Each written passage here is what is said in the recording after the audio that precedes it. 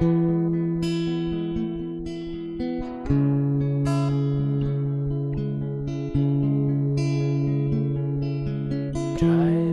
fast straight to my house. I'm thinking of. Well, we've driven for the past 4 hours on switchbacks and hairpin turns, and we've now reached actually almost the bottom of the canyon. We're here at about 400 feet, and we started at 2,400 feet. This is Batopilas, and before we came into town, we were on the other side of the river. We crossed, as we were getting ready to cross the bridge, there was an armed guard there. He was a policeman with, of course, as usual, a machine gun, who was asking us just what in the world we were planning on doing in Batopilas.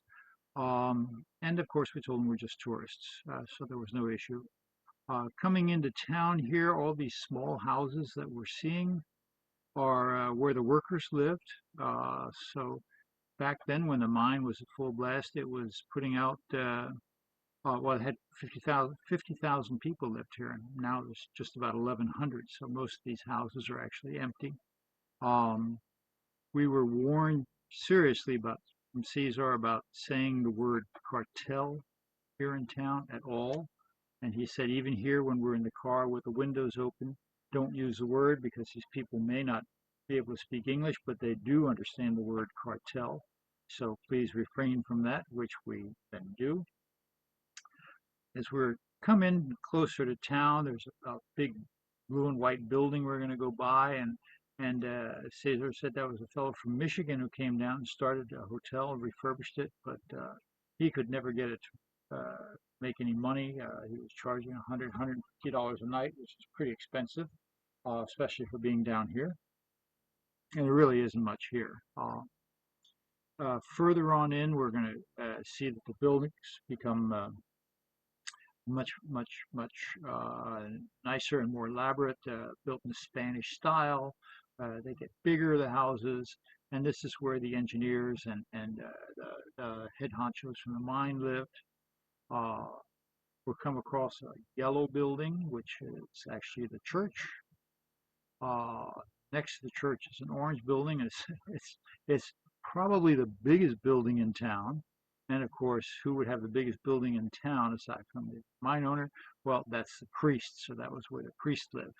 Um, it's really big. I assume the priest still lives there because there is a priest and the church is still active. We're going to come up here on the main plaza where the city hall and all that is, and a little museum that Winnie's going to talk about. But you can enjoy uh, some pictures from the rest of our little drive through town. We parked and walked all around town.